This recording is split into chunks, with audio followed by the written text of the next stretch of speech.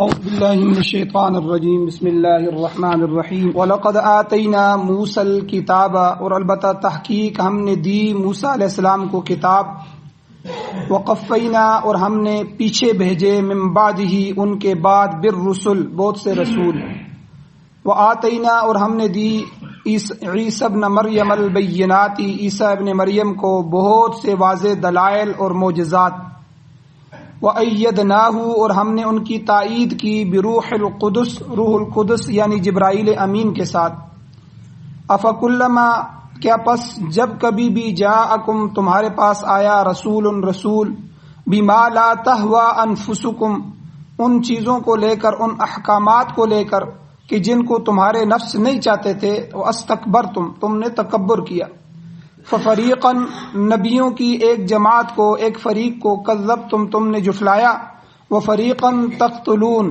اور ایک فریق ایسا تھا کہ جن کو تم نے قتل کیا شہید کیا وقالوا اور وہ یہودی کہتے تھے قلوبنا غلف ہمارے دل غلاف کے اندر ہیں بند ہیں اللہ فرماتے ہیں نہیں بلکہ لعنہم اللہ نے لعنت کی ہے ان پر بکفرہم ان کے کفر کی وجہ سے فقلیلا ما یؤمنون بہت تھوڑے تھے ان میں سے جو ایمان لائے ولما جاءہم کتاب اور جب آئی ان کے پاس کتاب من عند اللہ کی طرف سے یعنی قرآن مجید مصدق لما معہم ایسی کتاب کی جو تصدیق کرنے والی ہے اس کی جو ان کے پاس تھی یعنی قرآن مجید تورات کی بھی تصدیق کرنے والا ہے تو وکانوا من قبل حالانکہ اس سے پہلے وہ یستفتحون علی الذین کفروا وہ اس کو بیان کرتے تھے یا فتح طلب کرتے تھے کافروں پر اس کتاب کے ذریعے اس رسول اللہ صلی اللہ علیہ وسلم کے ذریعے فلما جاءہم پس جب آیا ان کے پاس ما وہ عرفو جس کو انہوں نے پہچان لیا کفروا بہ تو پھر انہوں نے اس کا انکار کیا پیغمبر کو نشانیوں سے کتاب کو نشانیوں سے پہچان لیا پہچاننے کے بعد اس کے ساتھ کفر کیا انکار کیا فلعنۃ اللہ علی الکافرین پس اللہ کی لعنت ہو کافروں پر بئس ما اشتروا بہ بہت ہی برا ہے جو انہوں نے بیچا اس کے ذریعے انفسہم اپنے نفسوں کو اس وجہ سے کہ ان یکفروا بما انزل اللہ کہ انہوں نے کفر کیا اس کا جو اللہ نے نازل کیا بغیا ضد کرتے ہوئے تعصب کرتے ہوئے بغاوت کرتے ہوئے اس بات پر کہ ان ينزل اللہ من فضلہ یہ کہ اللہ تعالیٰ اتارتے ہیں اپنے فضل کو علی من یشاء جس پر چاہتے ہیں من عبادہ اپنے بندوں میں سے اپنے بندوں میں سے اللہ جس کو چاہتے ہیں نبوت عطا فرماتے ہیں یہ کوئی کسبی چیز نہیں ہے کہ بندہ کمائی کر کے نبی بن جائے فباؤوا بغضب علی غضب پس وہ یہودی لوٹے غضب پر غضب کے ساتھ وللکافرین عذاب مہین اور کافروں کے لیے مہین رسوائی والا عذاب ہے ذلت والا عذاب سورہ بقرہ کی آیت نمبر 87 88 89 اور 90 4 آیتیں کل بھی بیان ہوئی تھیں ان کا ترجمہ آپ نے کل بھی سنا آج کے درس میں بھی آپ نے سماعت فرمایا آدھا حصہ درس کا کل بیان ہوا تھا جس کا خلاصہ یہ ہے کہ اللہ نے بنی اسرائیل پر جو انعامات کیے ان انعامات کو گنایا سب سے پہلا انعام کہ ہم نے موسیٰ علیہ السلام کو کتاب دی 1,24,000 کم و پیش انبیاء میں سے 4 کتابیں تھی ٹوٹل وہ بھی جس نبی کو ملی وہ نبی سب سے اعلیٰ تھا اولو العزم پیغمبروں میں سے تھا اور جس قوم کو ملی وہ قوم بھی خوش بخت تھی جس طرح ہمیں قرآن مجید ملا ہم مقدس لوگ ہیں اور یہ امت محمدیہ اللہ کے ہاں ایک محترم امت ہے اس لیے اللہ نے ان کو پوری کتاب عطا فرمائی تو کتاب کا عطا ہونا یہ بہت بڑی نعمت تھی جس کو اللہ نے یہاں انعام کے طور پر ذکر فرمایا اور دوسرا انعام بنی اسرائیل پر اللہ نے فرمایا کل کے درس کے خلاصے میں وقفینا من بعدہ بالرسل کہ ہم نے اوپر نیچے موسیٰ علیہ السلام کے بعد ان پر پیغمبر بھیجے پیغمبر کا کام ہوتا ہے امت کی رہنمائی کرنا امت کو چلانا امت کی غلط باتوں پر روک ٹوک کرنا اور اللہ کی طرف سے جو وحی اور احکامات اور پیغامات امت کے لیے آ رہے ہوں یہ ایک پیغمبر واسطہ ہوتا ہے امت اور اللہ کے درمیان امت اور اللہ کے درمیان وحی کے ذریعے اپنی باتوں کے ذریعے احادیث کے ذریعے یہ ایک واسطہ ہوتا ہے جس سے امت کو لوگوں کو مخلوق کو پتہ چلتا ہے کہ خالق ہم سے کیا مطالبہ کر رہا ہے تو یہ ایک بہت بڑا انعام ہے تو پھر جو ہے بنی اسرائیل پر یہ اتنے انعام ہوئے کہ مفسرین فرماتے ہیں کم و بیش 4000 سے زیادہ انبیاء بنی اسرائیل میں مبعوث ہوئے، یعنی اتنے نبیوں کا ملنا یہ تو اور بڑی نعمت ہے کہ وہ کفینا من بعدہ بالرسل، موسیٰ علیہ السلام چلے گئے تو ان کے بعد ہم نے پے در پہ، اوپر نیچے پیچھے ان کے بھیجے بالرسل، بہت سے رسول اور پیغمبر۔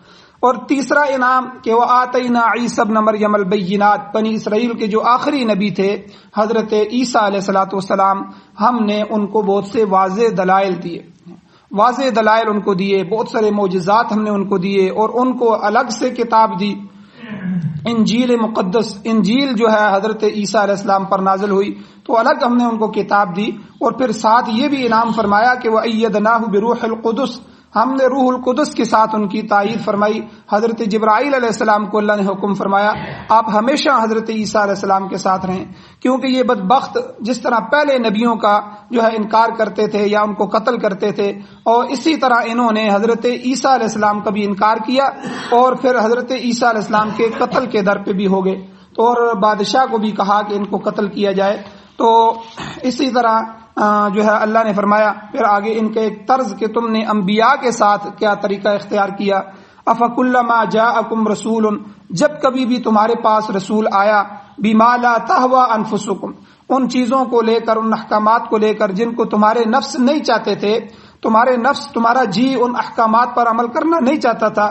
پیغمبر جب آتے تو ظاہر بات ہے وہ پیغمبر اپنی طرف سے تو نہیں بولتا، اللہ کی طرف سے وہی آتی ہے، پھر وہ پیغام پہنچاتا ہے۔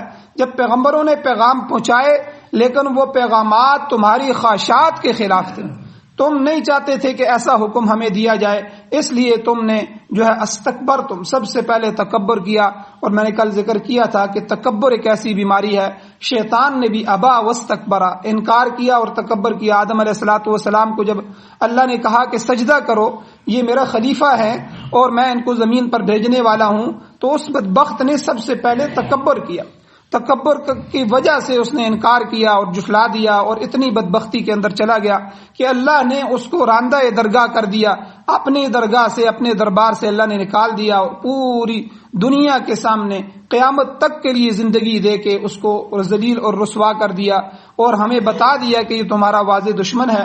حضرت آدم علیہ السلام سے اس نے دشمنی کی اور جنت سے نکلے اس کی وجہ سے، تو یہ تمہارا دشمن ہے، کھلا دشمن ہے، عدو مبین، کہ کھلا دشمنی، کھلی دشمنی جو ہوتی ہے بندے کو پتہ چلتی ہے، اس سے بندہ بچ سکتا ہے، خفیہ دشمن سے آدمی نہیں بچ سکتا، ٹھیک ہے، جس کی دشمنی کا نہ پتہ ہو، اچانک وار کر دے، آدمی کو نقصان پہنچائے، لیکن کھلا دشمن جو للکارے اور کھل کے کہے کہ میں تمہارا دشمن ہوں اور میں تمہیں نقصان پہنچاؤں گا، تو اس سے بچنا آسان ہوتا ہے۔ تو اس لیے اللہ نے قرآن مجید میں فرمایا کہ انہ عدو مضل مبین، ایک جگہ فرمایا کہ یہ تمہارا کھلا دشمن ہے، کہ بالکل جو ہے سامنے نظر آنے والا ہے، اس نے وعدہ کیا۔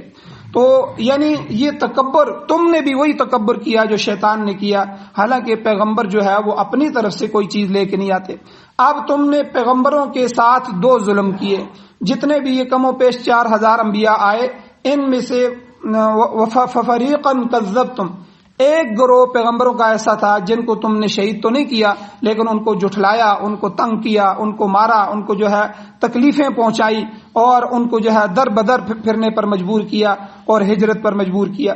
اور وہ فریقاً تقتلون، ایک گروہ کو تم نے قتل کیا، اور ان میں سے حضرت زکریا علیہ السلام کا تذکرہ موجود ہے کہ اس طرح سینکڑوں انبیاء جو ہیں انہوں نے شہید کیے، جن میں سے بہت سے جو ہے حضرت یحییٰ علیہ السلام کو انہوں نے آرے سے چیرا، ٹھیک ہے، اور اسی طرح دوسرے انبیاء جو تھے ان کو شہید کیا۔ تو جو ہے یہ قرآن مجید میں چند انبیاء کے واقعات موجود ہیں۔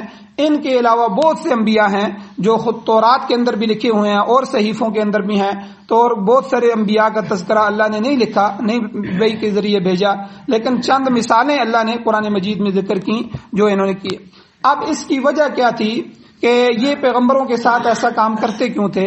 تو اس میں اللہ نے فرمایا کہ ان کے پیچھے ان کا ایک زعم تھا، ایک گمان تھا، ایک عقیدہ تھا جو انہوں نے گھڑا ہوا تھا کہ ہم اہل علم لوگ ہیں اور ہم جو ہے ہمیں کسی چیز کی ضرورت نہیں ہے، ہمیں اب کون پڑھائے گا، ہم سے کوئی بڑا ہے جو پڑھانے والا ہو، ہمیں آ کے بتائے، ٹھیک ہے، ہمارے پاس موجود ہے کتاب، ہم پڑھتے پڑھاتے ہیں، دنیا ہمیں صاحب کتاب کہتی ہے، اہل علم کہتی ہے، اور ہم اہل علم لوگ ہیں۔ اب بیرونی تبلیغ جو ہے، بیرونی تبلیغ کا اثر ہمیں نہیں ہو سکتا، اس لیے قرآن نے ان کے دعوے کو ذکر کیا، الفاظ ذکر کیے، وقالوا قلوبنا غلف، یہ کہتے تھے ہمارے دل تو غلاف کے اندر بند ہیں، اب بیرونی کوئی چیز اندر نہیں جا سکتی، ہمارے پاس بہت زبردست علم موجود ہے، اب ان انبیاء کی ہمیں ضرورت نہیں ہے کہ یہ بار بار آئیں اور ہمیں جو ہے وہ سکھائیں۔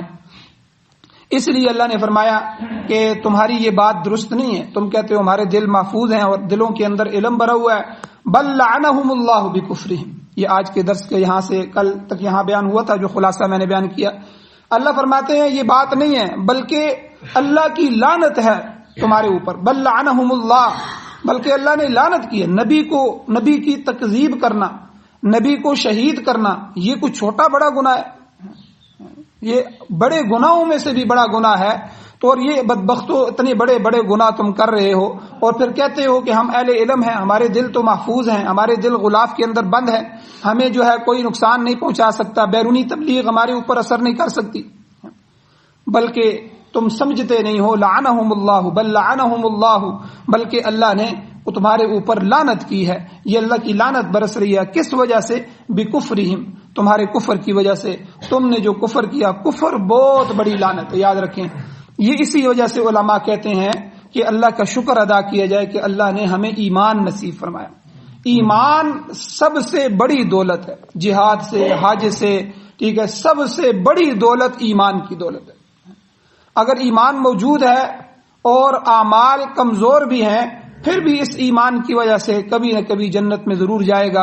ایمان اتنی پاورفل چیز ہے، اور ایمان جتنی بڑی چیز ہے، جتنی بڑی خوبی والی ہے، اس کے مقابلے میں کفر جو ہے وہ اتنا ہی بڑا گناہ ہے، اس کی اتنی بڑی رسوائی ہے۔ تو یہاں اللہ نے فرمایا کہ اللہ نے تمہارے اوپر لعنت فرمائی ہے، اپنی رحمت سے دور کر دیا۔ لعنت کا مطلب یہ ہوتا ہے کہ اللہ اسے اپنی رحمت سے دور کر دیں۔ تو ان کے قلب، ان کے دل معکوس ہو چکے ہیں، الٹے ہو چکے ہیں۔ الٹا دل، الٹا برتن۔ الٹے دل کی مثال الٹے برتن کی ہے۔ اگر برتن کو ٹونٹی کے نیچے الٹا رکھ دیا جائے تو اس کے اندر کچھ بھی نہیں آئے گا، چاہے جو ہے اس کو فل کھول دیا جائے پانی کو، لیکن اس کے اندر کچھ ایک قطرہ بھی نہیں جائے گا۔ اور اگر برتن کو سیدھا رکھا جائے، ایک ایک قطرہ بھی آتا رہے، آخر ایک وقت آئے گا کہ وہ برتن بھر جائے۔ اس لیے دل کو سیدھا، ایمان والوں کے دلوں کی مثال اللہ نے دی کہ وہ سیدھے دل ہیں، بالکل سویًا علی صراط مستقیم، بالکل درست سیدھے اللہ کے راستے پر چلنے والے دل ہیں۔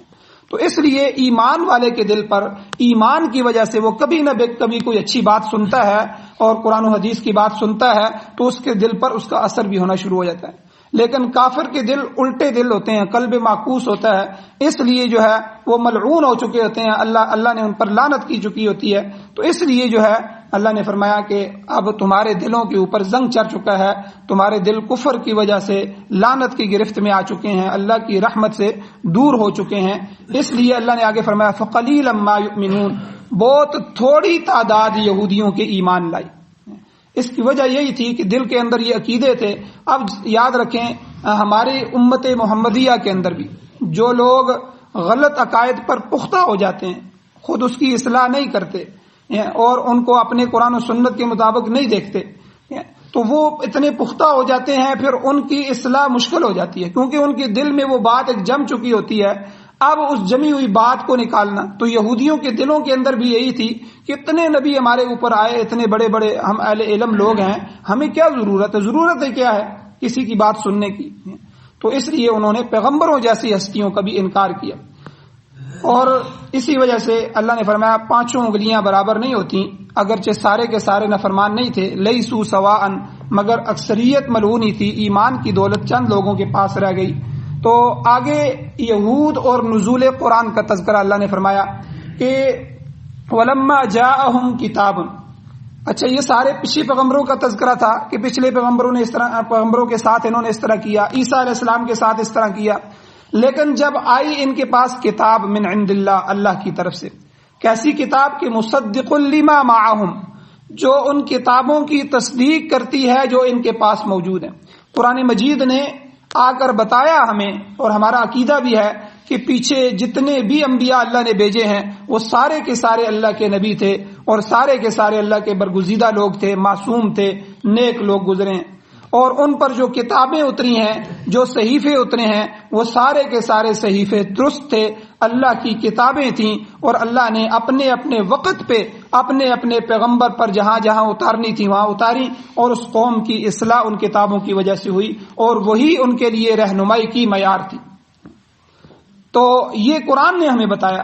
تو یہی بات یہاں اللہ کہہ رہے ہیں کہ وَلَمَّا جَاءَهُمْ كِتَابٌ مِّنْ عِندِ اللَّهِ، پھر جب اللہ کی طرف سے ایک مخصوص کتاب ان کے پاس آ گئی، مُصَدِّقٌ لِّمَا مَعَهُمْ، جو ان کی سابقہ کتب تورات، زبور، انجیل اور دیگر جو صحائف سماویہ ہیں، آسمانی صحیفے ہیں، ان کی تصدیق کر رہی ہیں، تو کفروا بھی، انہوں نے اس کا انکار بھی کر دیا۔ تو یہاں گویا کہ اللہ نے فرمایا قرآن کا بھی، حالانکہ یہ سب کتابوں کی تصدیق کر رہی ہے، اس کا بھی انہوں نے انکار کیا۔ لفظ کفروا بھی بعد میں آتا ہے، آیت کے درمیانی حصے میں یہودیوں کی ایک اور بات کا ذکر اللہ فرماتے ہیں کہ وَكَانُوا مِن قَبْلُ يَسْتَفْتِحُونَ عَلَى الَّذِينَ كَفَرُوا، یعنی نزول قرآن سے پہلے وہ کفار پر فتح مانگتے تھے، اسی قرآن اور اسی نبی کے واسطے سے وہ کافروں پر فتح مانگتے تھے۔ مفسرین کرام فرماتے ہیں یستفتحون کے دو معنی، ایک فتح یفتح کا معنی ہوتا ہے کھولنا، کسی چیز کو کھولنا، تو اس لحاظ سے معنی یہ ہوا کہ بنی اسرائیل کفار پر اس بات کو کھول کھول کر بیان کرتے تھے کہ آخری نبی اور اللہ کی آخری کتاب آنے والی ہے۔ یہودی یہ پہلے سے بیان کر رہے تھے کہ ابھی نبی آخر الزمان آنے والے ہیں، ہم ان کے انتظار میں ہیں، اور وہ آخری کتاب لے کے آئیں گے جو مقدس کتاب ہوگی۔ تو یہ بات وہ مشرکین مکہ کو بھی بتاتے تھے اور دنیا بھر کے کافروں کو بھی بتاتے تھے کہ ہم ان کے منتظر ہیں۔ ایک تو یہ ہے وَكَانُوا مِن قَبْلُ يَسْتَفْتِحُونَ عَلَى الَّذِينَ كَفَرُوا، اس سے پہلے، اس کتاب کے آنے سے، اس رسول کے آنے سے پہلے پہلے یہ اس جو ہے کتاب کو کافروں پر کھول کھول کر بیان کرتے تھے۔ سورہ اعراف میں اللہ فرماتے ہیں الَّذِي يَجِدُونَهُ مَكْتُوبًا عِندَهُمْ فِي التَّوْرَاةِ وَالْإِنجِيلِ، یہ مقدس کتاب وہ کتاب ہے کہ وہ اپنی کتابوں تورات اور انجیل میں لکھا ہوا پاتے تھے کہ یہ وہ نبی آخر نبی ہے، آنے والا ہے۔ حضرت شعیب علیہ السلام کے جو صحیفے تھے اس میں بھی بشارت کا ذکر ہے، اس میں یہ الفاظ موجود ہیں کہ میں امیوں میں سے امی نبی بھیجنے والا ہوں، یعنی ان پڑھوں میں سے ایک ان پڑھ جو پڑھے لکھے نہیں ہوں گے، امیین میں سے ایک امی نبی بھیجنے والا ہوں۔ یہ حضرت شعیب علیہ السلام کے جو صحیفے ہیں ان میں یہ لکھا ہوا تھا۔ اسی طرح تورات کے اندر، زبور کے اندر، انجیل کے اندر حضور علیہ الصلوۃ والسلام کے مقدس تذکرے موجود تھے۔ تو یہ ایک معنی ہو گیا کہ حضور کے آنے سے پہلے، کتاب کے آنے سے پہلے یہ حضور کا کافروں کے سامنے تذکرہ کرتے تھے اور کھول کھول کر اس بات کو بیان کرتے تھے۔ دوسرا یستفتحون کا معنی فتح اور کامیابی کے، مفسرین فرماتے ہیں کہ یہ لوگ اللہ تعالیٰ سے کافروں کے مقابلے میں فتح اور کامرانی طلب کیا کرتے تھے اور کہتے تھے کہ یا اللہ اس آنے والے نبی کی برکت سے ہمیں کافروں کے مقابلے میں فتح نصیب فرما۔ یعنی ابھی حضور آئے نہیں دنیا میں، لیکن جب ان کی کسی کافر سے جنگ ہو جاتی، جب کسی کافر سے لڑائی ہوتی، تو یہ اللہ سے ان کا واسطہ دے کے جو ہے اللہ سے مدد مانگتے تھے کہ اے اللہ وہ جو نبی آخر الزمان ابھی آنے والے ہیں وہ آپ کے برگزیدہ نبی ہوں گے اور آپ نے اتنی تعریفات ان کی ہیں، اے اللہ اس برکت والے نبی کی وسیلے سے، ان کے جو ہے واسطے سے ہم آپ سے فتح مانگتے ہیں، ہمیں ان کافروں کے مقابلے میں فتح نصیب فرما تاکہ جب وہ نبی آئے تو ہم اس کی اتباع کر سکیں۔ گویا کہ نبی آخر الزمان کے توسل سے جو ہے فتح مانگتے تھے۔ اب نظریہ توسل کیا ہے؟ وسیلہ، کسی کا واسطہ۔ یاد رکھیں یہ ہمارے مذہب میں بھی جائز ہے۔ اس کا مطلب یہ ہے کہ اللہ تعالی سے کسی مقرب بندے کی برکت سے یا اس کے طفیل سے کوئی دعا مانگی جائے، اس میں کوئی حرج نہیں ہے، کیوں کہ مانگنا اللہ سے ہے، مانگنا اللہ کی ذات سے ہے۔ صاحب وسیلہ جو ہے، جس کا وسیلہ دیا جا رہا ہے، وہ تو اللہ کا نیک بندہ ہے، اس نے ہمیں راہ راست کی تعلیم دی ہے، ہمیں اس سے محبت ہے، وہ اللہ کے محبوب ہے، لہذا اس کے طفیل سے، اس کی برکت سے، اس کے وسیلے سے اللہ تعالیٰ سے مانگا جا سکتا ہے۔ اللہ ان کی دعاؤں کو قبول فرماتے ہیں۔ ہاں شرک اس وقت ہوگا جب اس کے توسل کی بجائے خود اسی سے مانگنے لگے، اس ہستی سے، پیغمبر سے مانگنے لگے یا ولی سے مانگنے لگے یا کسی فرشتے کے سے مانگنے لگے یا کسی بھی مخلوق میں سے کسی کو خدا بنا لے، اس کو پوجے اور اس کو بڑا سمجھے اور اس کو مانگنے لگے۔ خود اس کی ذات سے نہیں مانگنا، مانگنا اللہ کی ذات سے ہے۔ لیکن وسیلہ دیا جا سکتا ہے. اعمال کا وسیلہ تو خود بخاری شریف میں آتا ہے کہ 3 آدمی جو غار میں پھنس گئے انہوں نے اپنے اعمال کا وسیلہ دیا. اے اللہ میرا یہ ایک عمل ہے، اگر یہ عمل میرا آپ کے ہاں قبول ہے تو اس غار کے پتھر کو آپ ہٹا دیجیے. مشہور واقعہ ہے. پھر ایک آدمی نے وسیلہ دیا، پھر دوسرے آدمی نے وسیلہ دیا. اعمال کا وسیلہ تو بالاتفاق جائز ہے سب کے ہاں، اس میں تو کوئی اختلاف نہیں ہے. لیکن ذات کا وسیلہ دینا، اعمال کا دیا جا سکتا ہے تو ذات کا بھی دیا جا سکتا ہے. جس طرح اس آیت کے اندر آتا ہے، یہ بڑی دلیل ہے کہ یہودی جو ہیں ابھی حضور دنیا میں تشریف نہیں لائے تھے، لیکن حضور علیہ السلام کا وسیلہ دے کر اللہ سے مانگتے تھے. مانگتے اللہ کی ذات سے تھے کہ اے اللہ اس نبی کی برکت سے، اس نبی کے طفیل ہمیں ان کافروں پر فتح عطا فرما. اس لیے نظریہ توسل میں یہ بات وضاحت کے ذات سمجھ لیں کہ وسیلہ جو ہے نیک اللہ کے بندے کا، اللہ کے نبی کا، اللہ کے ولی کا، اللہ کی ذات کو وسیلہ دے کر اللہ کی ذات سے مانگنا یہ جائز ہے. ہاں اس پیغمبر، اس ولی یا اس کی ذات سے مانگنا یہ شرک ہے. تو اس لیے یا تو اس کی ذات سے مانگنا شروع کر دے، یہ شرک ہے. یا جس طرح مشرکین ان کو شفیع سمجھتے تھے کہ یہی ہماری سفارش کریں گے. بھئی سفارش تو پیغمبر کریں گے، پیغمبروں کے علاوہ حافظ بھی سفارش کرے گا، علماء بھی سفارش کریں گے اللہ کے ہاں، مجاہدین بھی سفارش کریں گے، نیک لوگ بھی سفارش کریں گے، اور بہت سے سفارشی ہوں گے. اللہ ان کی سفارش کی وجہ سے اس امت محمدیہ میں سے بہت سے لوگوں کو جنت میں داخل فرمائیں گے. اللہ تو بہانے دیتا ہے کسی طرح یہ امت بچ جائے اور جنت میں چلے جائے. تو سفارش تو بہت سے کریں گے پیغمبر بھی، لیکن جبری سفارش کوئی نہیں ہے. بعض لوگ یہ سمجھتے ہیں کہ ہمیں چھڑائیں گے. جس طرح میں نے پہلے بھی کئی دفعہ بیان کیا کہ بعض روافض کہتے ہیں کہ ہم حضرت حسین کو مانتے ہیں، اب حسین کے ذمے ہے کہ وہ ہمیں چھڑائے گا. یا علی مشکل کشا ہے، علی خود حاجت روا ہے، ٹھیک ہے، اب علی جو ہے ہمارے شفیع ہے، ٹھیک ہے، یہ شرک ہے. اسی طرح حضور علیہ الصلوۃ والسلام کی ذات کے اوپر یہ کہنا کہ حضور کے اوپر لازم ہے کہ وہ ہماری سفارش ہی فرمائیں گے، ہمیں لازمی کریں گے، یہ لازماً کسی کو جبرن سفارشی کہنا یہ جو ہے اللہ جسے چاہیں گے. قرآن میں اللہ واضح طور پر فرماتے ہیں کہ کون ہے منزل الذی، کہ جس کی کوئی سفارش کر سکے الا باذنہ، مگر اس کی اجازت کے ساتھ. اللہ جس کے بارے میں اجازت دیں گے وہ پیغمبر اس کے بارے میں سفارش کرے گا. ورنہ وہ حوض کوثر کا واقعہ بخاری شریف میں آتا ہے کہ حضور اسلام کہیں گے اصحابی اصحابی، یہ میرے ہیں میرے امتی ہیں، میرے لوگ ہیں. حضرت جبرائیل روک دیں گے، حضور آپ کو نہیں پتا آپ کے بعد انہوں نے آپ کے دین کے ساتھ کیا کیا، انہوں نے بگاڑ دیا، ٹھیک ہے، آپ کے بعد انہوں نے کیا کیا. تو اس لیے یعنی حضور جبرن کسی کو نہیں لا سکتے، جس کو اللہ چاہیں گے ٹھیک ہے ان کے بارے میں اجازت دیں گے، حضور کے دل میں ڈالا جائے گا حضور اس کے بارے میں سفارش. اس لیے ہمیں کم از کم حضور جیسا بننے کی تو کوشش کرنی چاہیے. کمزور تو ہم سارے ہیں، گناہگار تو ہم سارے ہیں. کم از کم جو ہے حضور علیہ الصلوۃ والسلام جو دین لائے ہیں اپنے آپ کو اس دین کے مطابق ڈالنے کی کوشش کریں. پھر جو کمزوری رہ بھی گئی انشاءاللہ اللہ کے نبی جو ہے ہماری سفارش بھی فرمائیں گے.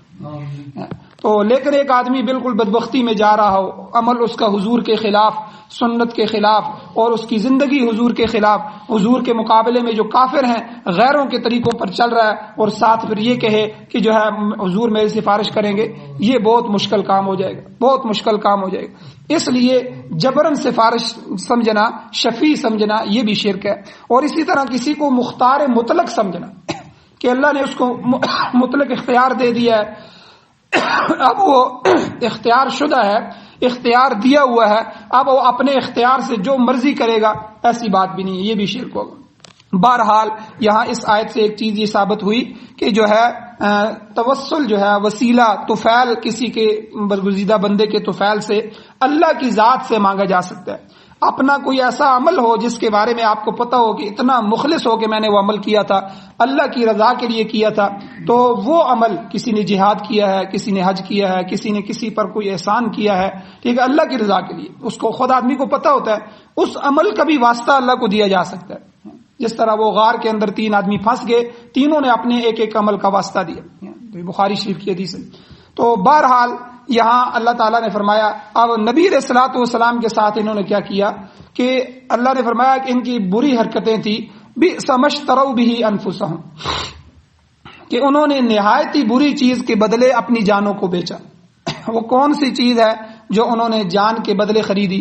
ان یکفروا بما انزل اللہ، وہ یہ ہے کہ اللہ تعالیٰ کی نازل کردہ کتاب اور شریعت اور وہی کا انہوں نے انکار کیا.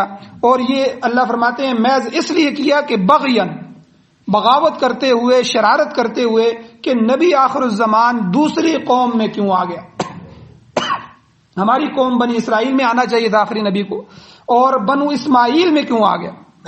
یہ وہ حسد تھا جو یہودیوں کے اندر تھا. میں نے پہلے بھی ایک دو دفعہ بیان کیا، پھر بیان کرتا ہوں کہ حضرت ابراہیم علیہ السلام کے دو بیٹے تھے، اسماعیل اور اسحاق. اسماعیل علیہ السلام اور اسحاق علیہ السلام دونوں نبی بنے، اور اسماعیل علیہ السلام کی لڑی سے کوئی نبی نہیں آیا. اسماعیل علیہ السلام کی اولاد سے کوئی نبی نہیں تھا. اور اسحاق علیہ السلام سے یہ سارے نبی آئے، کم و بیش 4-5 ہزار انبیاء جو یہ بنی اسرائیل کے آئے. چونکہ اسحاق علیہ السلام کے ایک بیٹے تھے یعقوب. یعقوب علیہ السلام کا لقب تھا اسرائیل. اسرائیل کے جو بیٹے تھے، بنی کہتے ہیں بیٹوں کو، بنی اسرائیل، اسرائیل کے بیٹے، یعقوب کے بیٹے، ٹھیک ہے، یعنی یعقوب کے بیٹوں کی نسل بنی اسرائیل. تو اب اس جو ہے اسحاق علیہ السلام کے بیٹے یعقوب علیہ السلام ہوئے. یعقوب علیہ السلام کے بیٹے یوسف علیہ السلام نبی بنے، ٹھیک ہے. یوسف علیہ السلام کے بھائی پھر آگے جو ہے دوسرے انبیاء، موسیٰ علیہ السلام بھی اسی لڑی سے آئے، عیسیٰ علیہ السلام، زکریا علیہ السلام، یحییٰ علیہ السلام، یہ سارے اور ان کے علاوہ جتنے بھی انبیاء تھے. اور یہ بدبخت آس لگائے ہوئے بیٹھے تھے کہ نبی آخر الزمان بھی ہمارے اندر آئے گا. حالانکہ اللہ نے یہ وعدہ نہیں کیا تھا. یہ وعدہ تو کیا تھا کہ میں نبی آخر الزمان کو بھیجنے والا ہوں، ٹھیک ہے. وہ ایک کتاب لے کے آئیں گے، صاحب کتاب ہوں گے، اور ان کی امت کے یہ فضائل ہیں. لیکن یہ تو نہیں کہا کہ بنی اسرائیل میں سے ہی آئیں گے. اب حضرت اسماعیل علیہ السلام کی اولاد میں سے اللہ نے ایک ہی نبی بھیجے جو حضور علیہ الصلوۃ والسلام. سب سے زیادہ خوشبختی ادھر 4-5 ہزار انبیاء، 4-5 کیا کہ حضور کا درجہ 1 لاکھ کم و پیش 24,000 انبیاء میں سے سب سے زیادہ. اگر ادھر ایک طرف 1,24,000 انبیاء بھی آ جاتے، ادھر حضور آ جاتے، تو یہ پلڑا پھر بھی بھاری. اب یہ وہ حسد تھا، کیونکہ چچا زاد چل رہے تھے، بنو اسماعیل، بنو اسحاق. اب یہ حسد ہو گیا جب اچانک دیکھا یہ تو ادھر آگے. چونکہ مشرکین مکہ جو تھے یہ آگے بنو اسماعیل کی اولاد تھے، اس لیے یہ کہتے تھے کہ ہم دین ابراہیمی پر ہیں. یہ مشرکین کا دعویٰ تھا، شرک بھی کرتے تھے، کہتے تھے ہم دین ابراہیمی پر. اسی لیے ان میں حج بھی چل رہا تھا، عمرہ بھی چل رہا تھا. مشرک ہونے کے باوجود یہ بیت اللہ کی بھی حفاظت کرتے تھے، کیونکہ پیچھے سلسلہ یہی چل رہا تھا کہ اسماعیل علیہ السلام یہاں تشریف لائے تھے، بیت اللہ کو بنایا تھا، اما ہاجرہ کو بھی یہاں حضرت ابراہیم علیہ السلام چھوڑ گئے تھے. تو نسل یہ ساری وہی تھی. ادھر یہودی جو تھے، جو شام میں، فلسطین میں، جو پوری دنیا میں پھیلے ہوئے تھے، وہ حضرت اسحاق علیہ السلام کی اولاد تھی. یہ گویا کہ دت پوترے تھے، آپس میں چچا زاد تھے. وہ ادھر تھے، وہ ادھر تھے. اور وہ چونکہ یہاں ان کی کتابوں میں لکھا تھا کہ یہ نبی جو آئے گا یہ سرسبز شاداب زمین پر آئے گا، کھجوروں والی سرزمین پہ آئے گا، ٹھیک ہے. کھجوروں والی زمین یہ تلاش کر رہے تھے، وہ تو مدینہ کی تھی، اس لیے بہت پہلے سے یہودی جو ہیں شام کو چھوڑ کر یہاں آ کر آباد ہو گئے تھے کہ اس نبی نے یہاں ہی آنا ہے، اور جب آئیں گے تو ہم سب سے پہلے بڑھ کے ان کا جو ہے استقبال کریں گے اور ان پر ایمان لائیں گے. لیکن جب حضور تشریف لائے اور لائے وہ بنو اسماعیل میں، تو یہ وہ حسد تھا. یہ بغین کا جو لفظ اللہ نے استعمال فرمایا، ان ينزل اللہ، کہ ان یکفروا بما انزل اللہ، کہ وہ انہوں نے کفر کیا اس چیز کے ساتھ، اس کتاب کے ساتھ، اس نبی کے ساتھ جو اللہ نے نازل فرمایا، بغین، حسد کرتے ہوئے. یہ وہ حسد تھا جو ان کے. اب انہوں نے اس بات پر حسد کیا، ان ينزل اللہ من فضلہ علی من یشاء من عبادی. اللہ کہتے ہیں کہ میں اپنے فضل کو اپنے بندوں میں سے جس پر چاہتا ہوں اتارتا ہوں. نبوت ایک اللہ کا فضل ہے، ٹھیک ہے. اب نبی جو ہے دیکھیں، ولی آدمی بن سکتا ہے، صحابی اللہ کے نبی پر ایمان لائے تو صحابی بھی بن سکتا ہے، ٹھیک ہے. ولی آدمی آج سے مجاہدہ شروع کر دے، ٹھیک ہے، اپنے آپ کو کھپائے اور دین کے طرف آ جائے اور اپنے تو ولی بھی بن سکتا ہے. کسب سے، اپنی کمائی سے آدمی ولی بھی بن سکتا ہے. لیکن نبوت ایک ایسی چیز ہے کہ جو آدمی اپنی کمائی سے نبی نہیں بن سکتا. اس لیے اللہ نے فرمایا کہ اے یہودیو، ان ينزل اللہ من فضلہ، اللہ نازل کرتے ہیں اپنے فضل کو علی من یشاء، جس پر چاہتے ہیں، من عبادہ. تم اللہ کا یہ اختیار چھیننا چاہتے ہو. اللہ اپنے بندوں کو نبوت کے لیے منتخب فرماتے ہیں پوری دنیا سے. یہ نبوت عام چیز نہیں ہے، کس کو نبی بنانا ہے. نبی کے اندر اتنا حوصلہ ہوتا ہے، وہ پوری قوم کے سامنے کھڑا ہو جاتا ہے، پوری قوم مارنے کے لیے تیار ہوتی ہے اور وہ اللہ کے حکم کو پہنچانے کے لیے تیار ہوتا ہے. ہر بندے میں ایسا حوصلہ تھوڑا ہی ہوتا ہے. اللہ ایسے حوصلے والے بندے پیدا کرتے ہیں، پھر ان کے اندر اتنا حوصلہ رکھتے ہیں کہ نبی جو ہے پھر ان کے اندر امت کا درد رکھتے ہیں کہ وہ اپنی امت کا درد لے کے ان کے پاس چلتے ہیں، ان کے بازاروں میں جا رہے ہیں، ان کے گھروں میں جا رہے ہیں، اور ہر جگہ جگہ جا کے ان کو تبلیغ کر رہے ہیں، اللہ کے دین کو پہنچا رہے ہیں. تو یہ حوصلہ ہر ایک کے اندر نہیں ہوتا. تو اس لیے یہ اللہ کا انتخاب ہوتا ہے. ان ينزل اللہ من فضلہ علی من یشاء من عبادہ. بدبختو تم حسد کیوں کرتے ہو؟ یہ تو نبوت ہے. اللہ اپنے فضل کو اپنے بندوں میں سے جس پر چاہتا ہے جو ہے وہ اتار دیتا ہے، اور جو ہے جس پر چاہتا ہے اللہ تعالیٰ نہیں اتارتے. تو یہ کوئی تمہاری چیز تو نہیں ہے کہ آخری نبی نے تمہارے ہی اندر آنا تھا، بلکہ جو ہے یہ تو اللہ نے جہاں رکھنا تھا وہاں اللہ نے ان کو رکھا، اور جس قوم میں پیدا کرنا تھا اللہ نے اس قوم میں حضور علیہ الصلوۃ والسلام کو پیدا فرمایا. اب آخری بات کہ اللہ نے فرمایا فباؤوا بغضب علی غضب. یہ بدبخت لوٹے غضب پر غضب لے کر. ایک غضب بھی کافی تھا، اللہ کہہ دیتے کہ انہوں نے غضب کیا، لیکن اللہ کہتے ہیں غضب پر غضب. فباؤوا بغضب علی غضب. اب وہ کیا غضب تھا؟ پہلا غضب تو انہوں نے یہ کیا، انہوں نے عیسیٰ علیہ السلام کا انکار کیا. پیغمبر جب آئے ان کے پاس عیسیٰ علیہ السلام اولو العزم پیغمبر تھے، اللہ کے برگزیدہ پیغمبر تھے، اور وہ انجیل لے کے آئے، انہوں نے انکار کیا. پھر غضب کیا کیا؟ بادشاہ کو انہوں نے اکسایا کہ انہیں سولی پر لٹکاؤ. اب وہ بدبخت نے جو ہے عیسیٰ علیہ السلام کو پکڑا، بلایا، اور نعوذ باللہ عیسیٰ علیہ السلام کے منہ پر تھوکا بھی. اب اور نعوذ باللہ حضرت مسیح علیہ السلام، حضرت عیسیٰ علیہ السلام کو انہوں نے دجال بھی کہا. یہودیوں نے ان کی کتابوں میں لکھا ہے کہ یہ نبی نہیں ہے، یہ تو دجال ہے. اور پھر غضب یہ کیا کہ انہیں تکلیف پہنچائی. اور پھر جو ہے تیسرا چوتھا غضب یہ کیا کہ انہوں نے آسمانی کتابیں جو ان کے پاس موجود تھی ان کی تحریف کی. کتابوں کو بدل دینا، قرآن کو بدلنا کتنا بڑا ظلم ہوگا کہ قرآن کو ہم اور آگ بدل دیں، قرآن کی آیت کو مٹا دیں یا آیت بڑھا دیں یا آیت میں سے کوئی لفظ ڈال دیں یا کسی ایک لفظ کو نکالیں. یہ تحریف ہوتی ہے. تو انہوں نے اپنی کتابوں کو بدلا، یہ بھی غضب کیا انہوں نے. اور پھر ہیلے بانے کر کے اللہ کے احکام کو ٹالا. پیچھے کتنے واقعات گزرے ہیں، انہوں نے ہیلے کیے مچھلیوں کو پکڑنے کے لیے. جب ان پر پابندی لگی تو یہ جو ہے ہفتے والے دن مچھلیوں کا شکار جو ہے نہیں کرتے تھے، اور انہوں نے نالے بنا لیے، ہیلے کیے، بہانے کیے، اور کئی احکام انہوں نے ٹالے. پھر غضب پر غضب یہ تھا کہ جب نبی آخر الزمان تشریف لے آئے اور آخری کتاب لے آئے تو ان کا انکار کیا. گویا یہ غضب پر غضب کرتے گئے. اسی لیے حضور علیہ الصلوۃ والسلام نے ارشاد فرمایا، حدیث میں آتا ہے الیہود مغضوب والنصارى ضلال، کہ یہودی مغضوب علیہم، کہ اللہ کا ان کا غضب ہوا ہے، اور نصارہ جو ہیں وہ گمراہ ہیں، عیسائی گمراہ ہیں. مغضوب اسے کہتے ہیں جو جان بوجھ کر احکام کی خلاف ورزی، علم ہے اسے پتہ ہے کہ یہ چیز ہے لیکن پھر بھی جان بوجھ کر کرتا ہے. اور ضالین گمراہ اس کو کہتے ہیں کہ جس کو پتہ نہیں ہے، جس کی سمجھ نہیں آ رہی اور عقل میں اس کی جو ہے وہ غلط بات بیٹھ گئی ہے تو اس کو گمراہ کہتے ہیں. دونوں غلط ہوتے ہیں لیکن اس کا جرم پھر اس پہلے والے سے کم ہوتا ہے. تو یہودی جو ہے ان کو پتہ تھا یہ حضور ہے، نشانیوں سے پہچان گئے تھے، یہ اللہ کی کتاب ہے. اللہ نے واضح فرمایا الذین یعرفونہ کما یعرفون ابناءہم، کہ الذین آتیناہم الکتاب، کہ جن کو ہم نے کتاب دی، یعرفونہ وہ اس پیغمبر کو پہچانتے تھے، کما یعرفون ابناءہم جس طرح اپنے بیٹوں کو پہچانتے ہیں. جس طرح اپنے بیٹے کو پہچاننے میں والد غلطی نہیں کر سکتا، یہودی حضور کو پہچاننے میں غلطی پر نہیں تھی. اس طرح پہچانتے تھے کہ واقعی یہ اللہ کے نبی ہیں، لیکن حسد کی وجہ سے، بغض کی وجہ سے انہوں نے حق کا انکار کیا. اللہ فرماتے ہیں وَلِلْكَافِرِينَ عَذَابٌ مُّهِينٌ، کافروں کے لیے رسوائی کا عذاب ہوگا کل قیامت کے دن محشر کے میدان میں. جب ان کو رسوا کیا جائے گا، ذلیل کیا جائے گا، پھر ان کو پتہ چلے گا کہ ہم سے کتنے بڑے غضب ہوئے ہیں، کتنی بڑی نافرمانیاں ہوئی ہیں، اور ہم نے کتنی بڑی جو ہے اللہ کی گستاخیاں، اللہ کے پیغمبر کی گستاخیاں کی ہیں. تو یہ خرابیاں ہمارے لیے اس لیے بیان کی جاتی ہیں کہ امت محمدیہ اس سے بچ جائے. ہم وہ حشر حضور علیہ الصلوۃ والسلام کے ساتھ نہ کریں جو یہودیوں نے اپنے پیغمبروں کے ساتھ کیا. ہم قرآن کے ساتھ وہ حشر نہ کریں جو انہوں نے اپنی کتابوں کے ساتھ کیا. اللہ جل شانہ سے دعا ہے اللہ عمل کی توفیق عطا فرمائے. آمین. الحمدللہ رب العالمین والعاقبۃ للمتقین والصلاة والسلام علی رسولہ النبی الامی الکریم.